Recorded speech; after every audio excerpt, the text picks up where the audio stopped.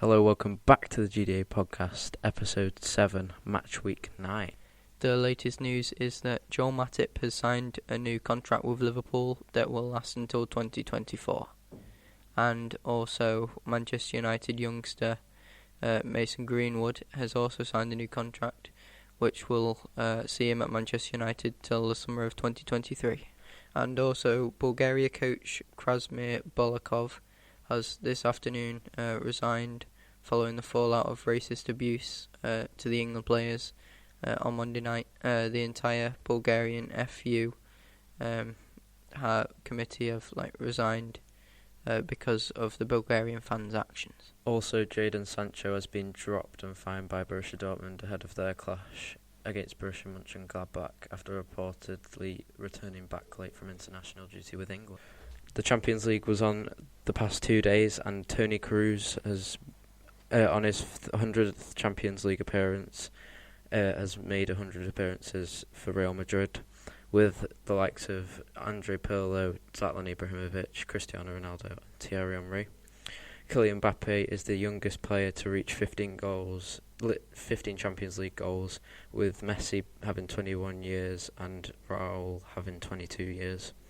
Pep Guardiola has faced in the Champions League 39 teams and has beaten 35 of them of the previous 38, failing only against Celtic, Chelsea and Liverpool. Sergio Aguero has made 100 Champions League appearances as well, with Atletico Madrid and Manchester City. And the Copa Trophy nominees for the Best Young Player 2019 have been released, and they are Lunin, Vinicius Jr., Jadon Sancho, Matthias de Ligt, Kai Havertz, Samuel Chukwueze, João Felix, Moise Kean, Kangin Lee and Matteo Guendouzi. Alvaro Morata is the first player to have scored for Atletico and Real Madrid in the Champions League. Antonio Conte has never lost a UEFA Champions League group stage match ever.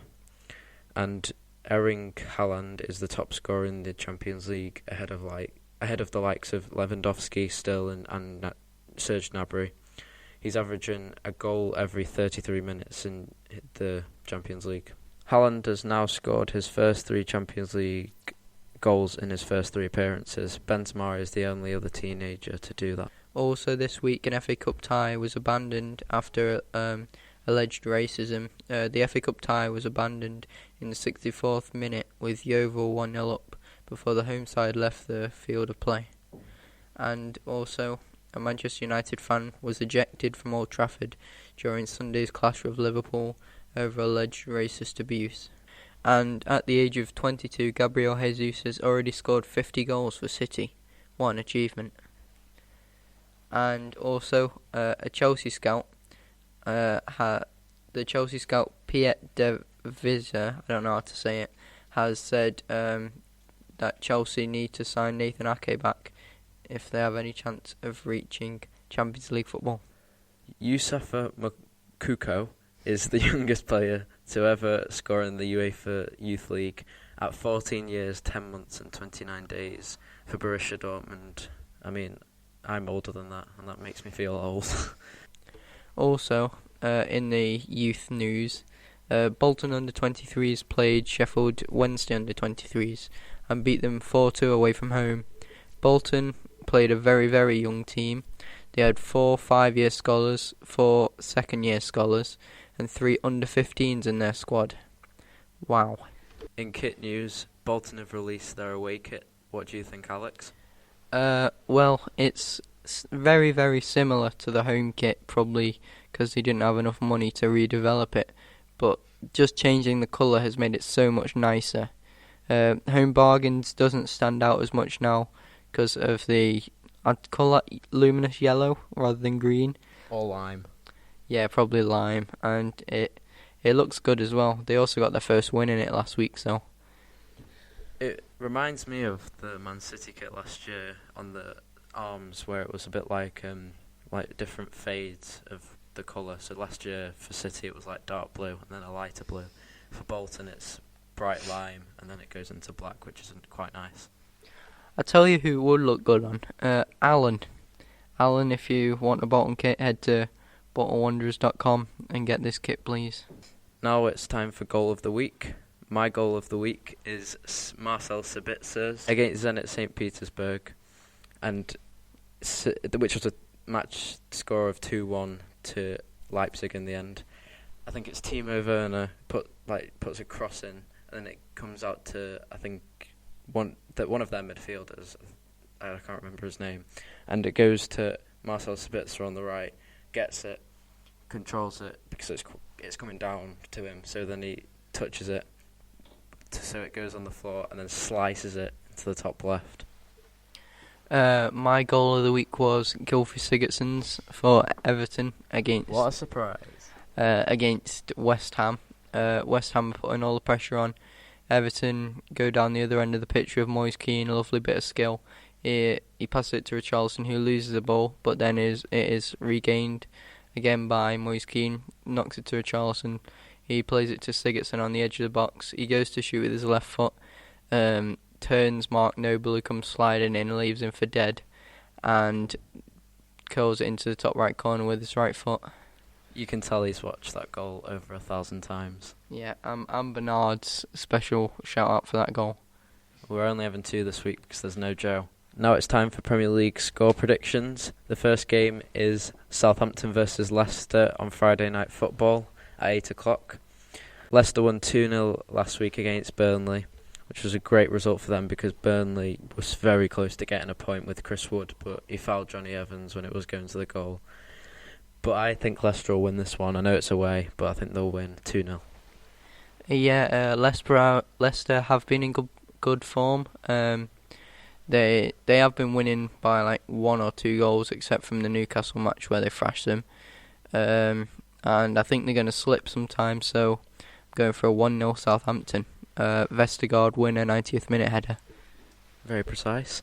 The next game is Manchester City versus Aston Villa on Saturday at 12:30. I think this is quite a clear result. I know Villa won last week against Brighton with a last-minute winner from Matt Targett. The limbs were incredible in that game. But I still think City will win at least 3-1 for me. Aston Villa have been in good form as well as Leicester, but I don't think they can cope with the dominant Man City side, so I'm going to go 2-0 Man City.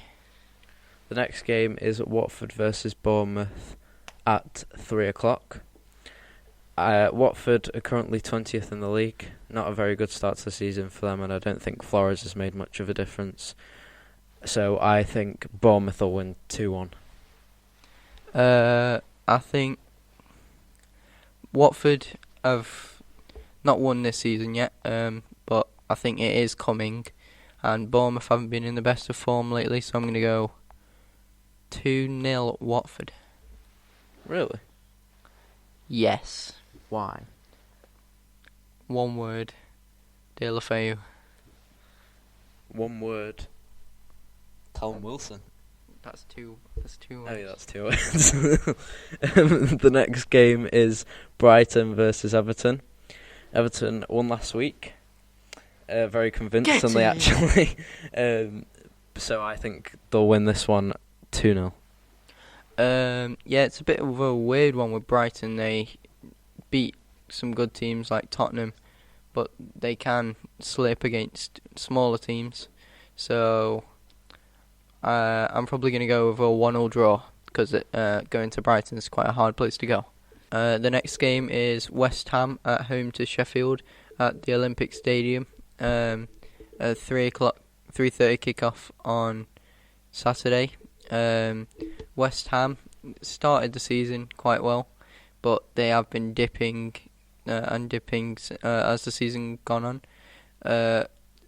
Sheffield United have been playing very well so far, just beating Arsenal 1-0 last game. So I'm going to go 1-1, Haller scoring. It's actually a 3 o'clock kickoff game, just saying. I think Sheffield United should win.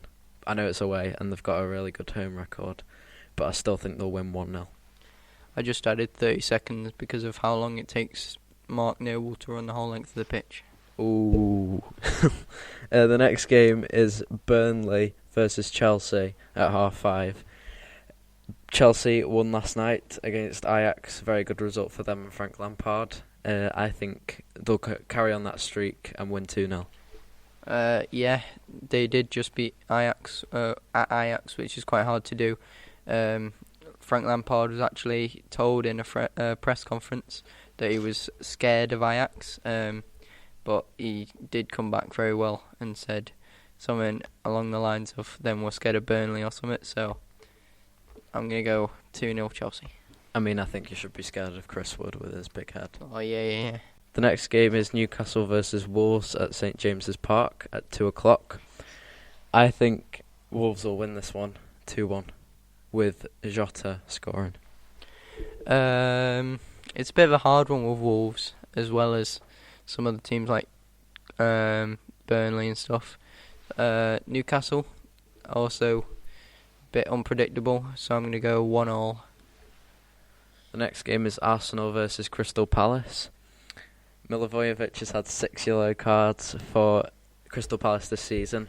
He might get another one, you never know. Even though Xhaka gets most of them as well, but that'll be an interesting matchup.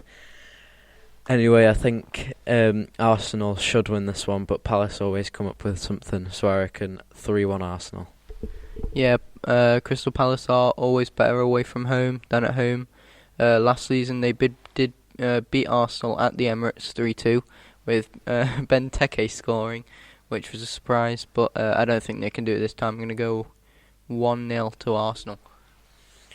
The next game is at 4:30, and it's Liverpool versus Tottenham at Anfield. Tottenham have had a really bad start to the season.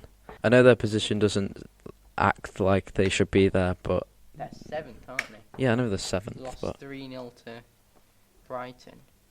But I think they won in midweek against, I think it was Red Star Belgrade, 5-0. So I think they should bounce back from that.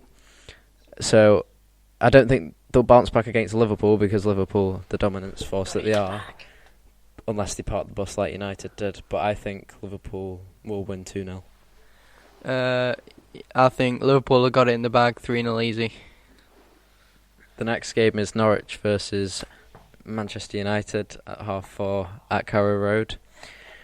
United should have got the 3 points last week, but if Ashley Young actually stayed on his man, we would have got the 3 points. But oh no, Ashley Young has to go and free roam and let Marcus Rojo go in front of the ball. Is he like 40 now? Who? Ashley Young? Yeah. No, he's like 31. Yeah, but he acts like he's 40. Yeah, his tracking back's about 40 years old as well. Yeah.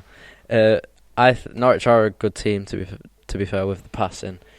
But I still think United will get a result, and I'll think it's 1-0 to United. Dan James will score. Yeah, Norwich started the season very well with like getting wins over City and draws to Chelsea. No, they lost to Chelsea, but they lost 3-2 to Chelsea, which was very close. United have been a bit meh all season. Yeah, but we did tactically outdo Liverpool. I know that's one game, but it's against Liverpool, who are meant to be the winners of the Premier League. So I'm going to go 2-0 to Man United with De Gea scoring, both of them. De Gea? Penalties. Yeah, but it's not Champions League. Fine. Pookie 2 own goals. I'll take that. Now it's time for the big debate. This week in the debate, we're talking about the Copper Trophy nominees for the best young player from the Ballon d'Or, and Alex will give his prediction and who will win it. I know who it's going to be, but yeah. There's a lot of very good young players in there, such as Jadon Sancho, João Felix, Kai Havertz. But there's only one player that stands out to me, and that is Moise Kean. What a surprise, let me just say, what a surprise. The only Everton player that will ever make a Ballon d'Or list, and he goes for him. What a surprise. No, Lukaku got nominated. I think he came last, though, when he got nominated. Was that for his first touch? Probably. But the reason he stands out for me is his goal-scoring ability at Juventus was second to none. Yeah, but that's in a Serie A and a Juventus and Napoli Sun-Times.